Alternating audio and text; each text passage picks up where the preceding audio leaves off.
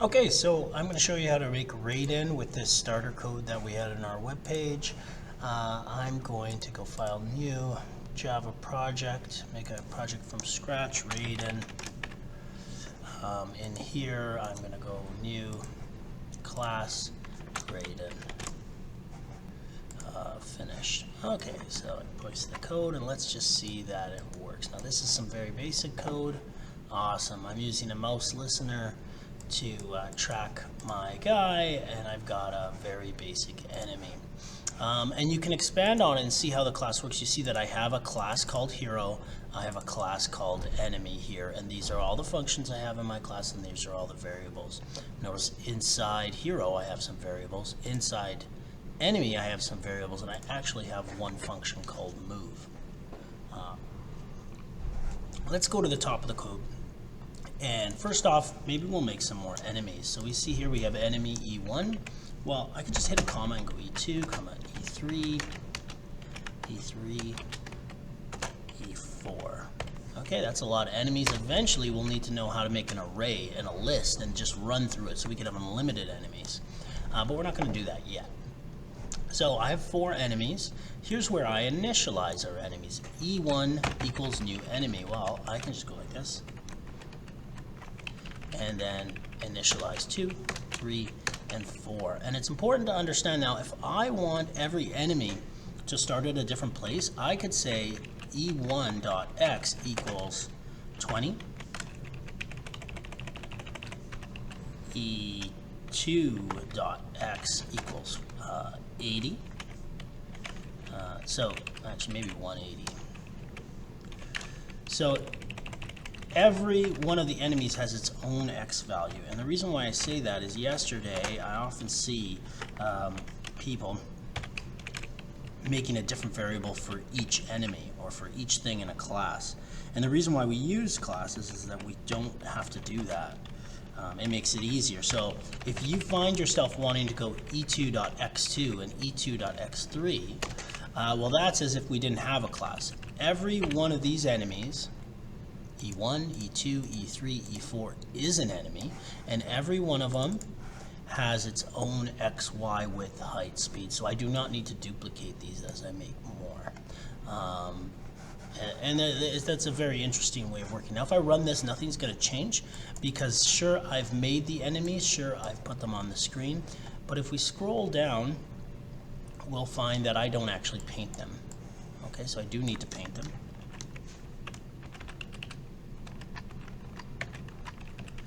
And 2, E3, E4, 2, 3, 4.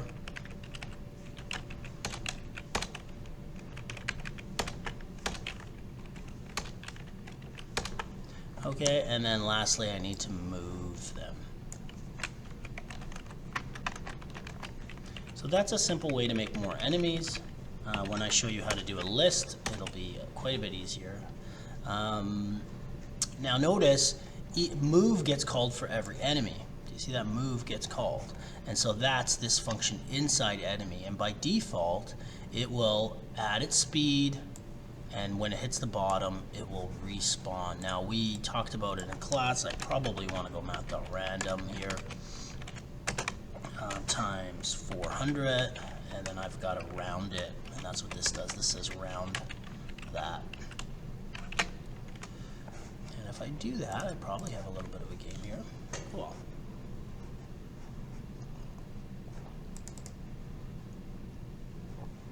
They're a little grouped. I wonder why they're grouped. Oh, it might be because that's not the biggest number. That should be more like 800. It really should be the width of the screen. So I have those variables. I could just use window width. That's good. Now I probably also want to reset their speed a little bit, because I want them going at different speeds. So why not something like y speed equals 1 plus. I want 1 because I at least want it to be going down a little bit. So at least 1 plus math.random times 2. So that will make a speed between 2 and 3. So let's Let's see. See, some are going faster. Cool. Yeah, that's actually working. Okay, what else can I do? I've got the enemies. Oh, I said I was going to make a laser. Now, a few people in class made a laser, and so they did it right up here. They went int x or lx for laser x, and they coded it. That's really impressive that you can do that. It shows that you're getting a sense of the code. But one of the things is we're trying in this class to use objects as much as possible. It's just a different way of using variables. So I have a hero, I have an enemy. I'm going to take enemy because enemy moves and so will the laser. So let's take public class enemy and let's just copy it right here, and let's call it laser. And let's just quickly look through. Yeah, lasers have an X, they have a Y, they have a width, they have a height. Usually they're actually narrow and tall, but you can configure that yourself. And usually they go up, so its default Y speed is going to be -2. And I'm just going to delete that because the laser can just go. Yeah, that's good. X speed of 0 is good, although we could have like diagonal lasers too. So, same thing. Now I have a laser, but I haven't declared one. So I go top of my code and I go laser L1. And the reason why I'm doing one is I do suspect I may have more than one laser. Again, I need to initialize laser. L1 gets new laser. Now I'm gonna go to, I should paint it, right? Let's paint it, so at least we see it. So it's a rectangle. L1.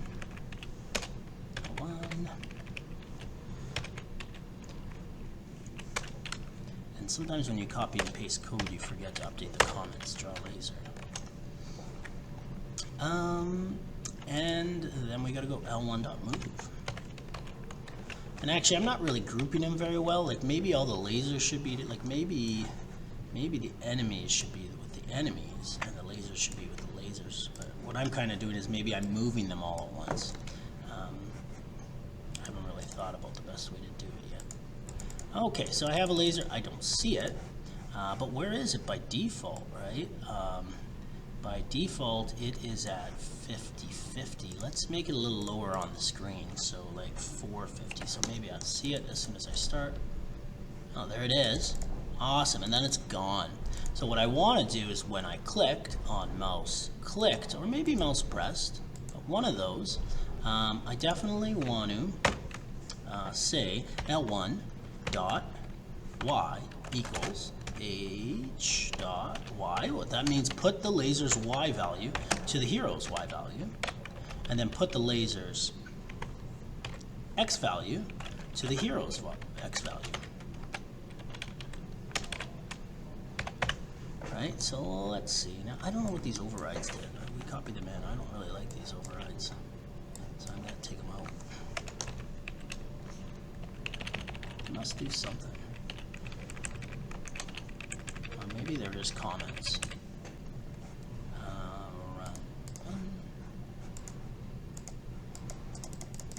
Okay, so it works. One of the negatives is that I can pull it back, right? I can pull it back. Can I? Yeah, cool. And actually, I think it maybe clicked is better than pressed because it's not quite comfy. But that's sort of the idea. I'm going to put in some hit code. So let's go to where we had hit code. Now we really haven't covered it yet. It's complicated if statements, and I wanted to give people some time to get comfortable. But it's still in our Pong code. And it was 4 if statements, long ones. They were probably in the ball.move. Yeah, here they are. And we'll talk about them at least today. So let's do it in the enemy. If the enemy hits the hero, or if the enemy hits a laser. Probably if the enemy hits a laser. Yeah, let's do that. Or maybe we'll do it if the laser hits an enemy.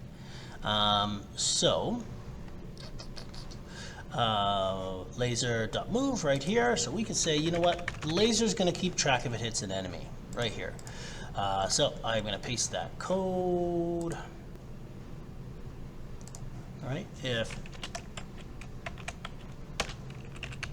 so, this is talking about X. That is the laser's X, right? So I don't need to specify L1.x, and in fact I shouldn't. So I need to not specify it in here, but this is going to talk about the enemy's X. So if the enemy's X is greater, or if our X is greater than the enemy's X, and our X is less than the enemy's X plus width. So I'm changing the E1s to P1. I mean the P1s to E1s, and the reason why I'm doing that is because originally that code was for the paddle, but now it's for an enemy, and this will only track enemy. So what should we do? Well, let's kill the enemy. One of the ways to respawn the enemy is just to put it off screen. E1.y equals negative 100. So it'll eventually come back because they go down by default. To be honest, maybe this is making me think that enemies should have a function called respawn, right? And so I'm just gonna show you what I might do if I wanted to really do it, because you're gonna find yourself duplicating code, right? Because this is a respawn in the move. When it hits the bottom of the screen, that's a respawn. You may want to say public void respawn, right? And then this code would be probably some pretty significant code that will handle how it respawns. And in here, instead of doing this, you would just say respawn. And then in here, I would say E1.respawn. And I wouldn't have to do that. Okay, but I'll probably leave it blank for now, but that's probably something to try for. So, does it work? Now, that only works if I hit the one enemy, and I'm going to have a fun time finding out which one is the first enemy, so let's do it for all four. So you immediately see why it would be nice to use for loops or some kind of list to keep track of this, because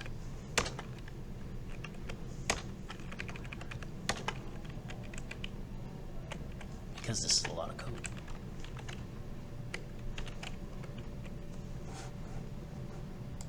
Okay, so I edited my collision code. I'm going to paste this so you'll have it on the screen, because it's a bit complex. And if I run it, it seems to work pretty good. A couple things I've noticed. One is there should probably be a score as I hit. Two, I've noticed that the bullet continues hitting, so if there's more than one, it'll hit two. You see that?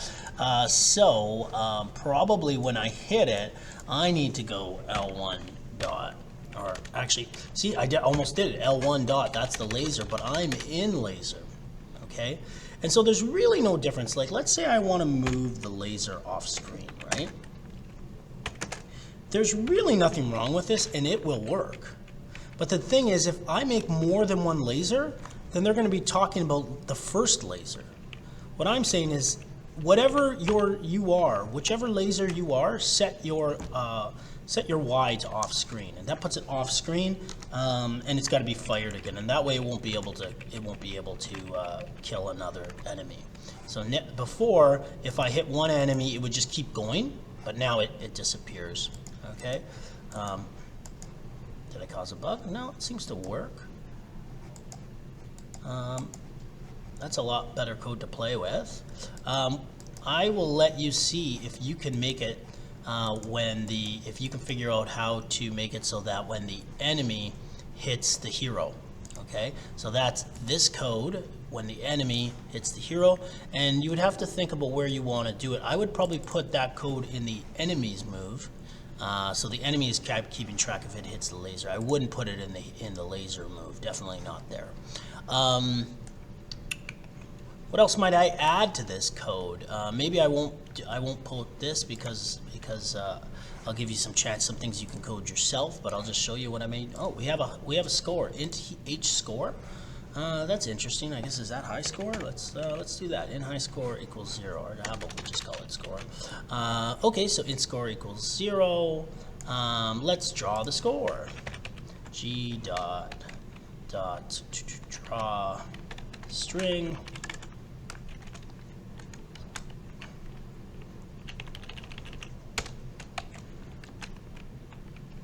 Score plus score.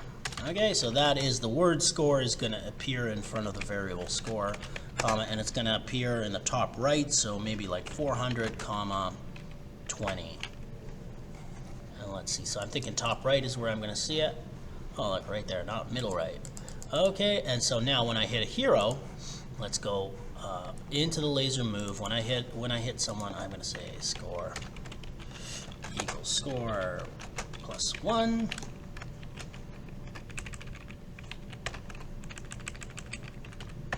Maybe plus 10. Usually you don't add 1 when you kill something. You usually need a little more, right? Boom. Oh, look at that. Wow, that doesn't make any sense. So it thinks it is constantly hitting a hero. Wow. Oh, that's weird. Oh, you know what happened is because we move the enemy off screen and we move the other one off screen, and they're at the same spot. So let's and they just keep hitting each other.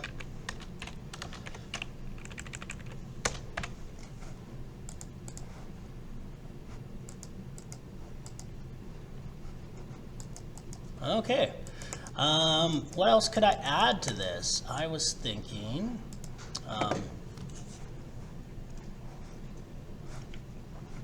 the last thing I'm going to show you how to do is make multiple lasers, and the reason why is that it's actually pretty easy, I think.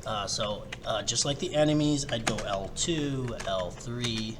Okay, now I have multiple lasers. I want to initialize all the lasers. Control C, Control V, Control V. So now I have 3 lasers. That'll let me fire a little bit more, right? We'll go to the click later. Now I'm going to draw the lasers. So I have to duplicate a lot of the ones that I was doing before. So now the hero has a max of 3 lasers he can shoot. And L1.move.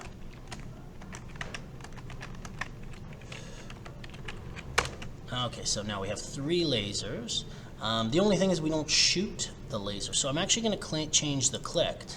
And so what I'm going to do is say, okay, so that fires laser now number 1. Now I could fire all 3 of the lasers, and that works.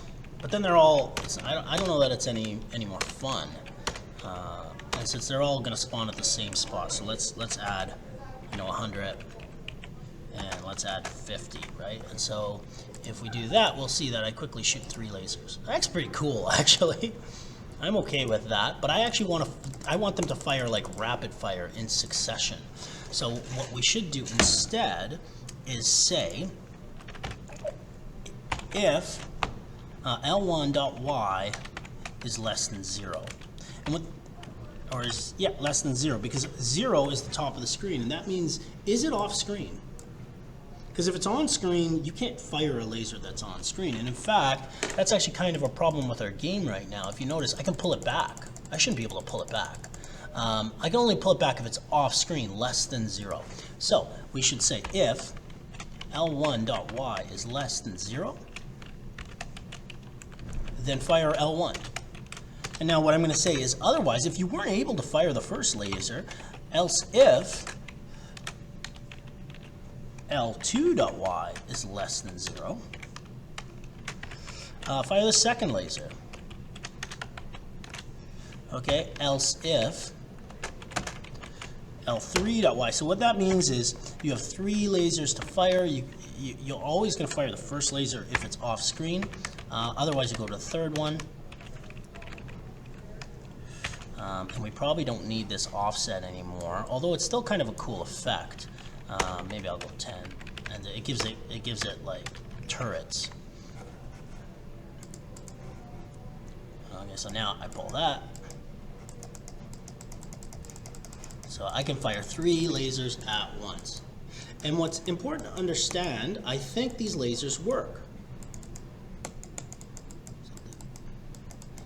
Yeah, I think these lasers work, right? Now, why does the collision code work if I haven't modified it, right?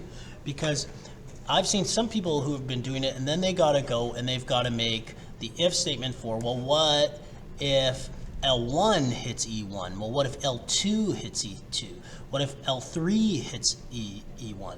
So they'd have to duplicate it. Well, the great thing about object-oriented code is I don't have to do that because each one is getting called in the move, right? Laser 1, laser 2, laser 3. And this move doesn't know which one you are. So it's moving them all the same, and it's saying, well, whatever laser you are, have you hit enemy 1? Have you hit enemy 2?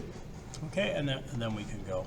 The only thing I'll do is I'll say that you can now have types, so we can change the way our enemies work. So I might say, int type equals big, I'll say 0, right? And here I might say 0 is regular,